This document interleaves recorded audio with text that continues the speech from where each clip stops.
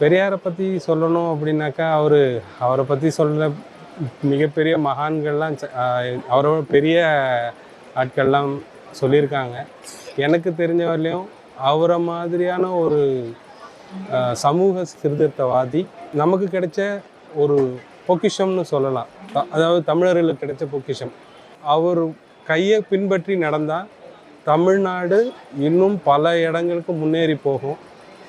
இதற்கான எல்லா விதையும் அவர் முன்னாடியே போட்டுட்டு போயிட்டார்.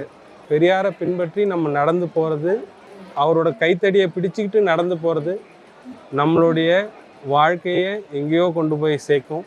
குறிப்பாக பெண்கள் முன்னேற்றத்துக்கு அவர் பேசின அளவுக்கு இந்தியாவில் யாரும் பேசினதே இல்லை. அப்படி ஒரு மிகப்பெரிய தலைவர். அவர் வழியை நம்ம பின்பற்றினா நம்மளுடைய வாழ்க்கை மிகப்பெரிய முன்னேற்றம் அடையும்னு என்னோட நம்பிக்கை.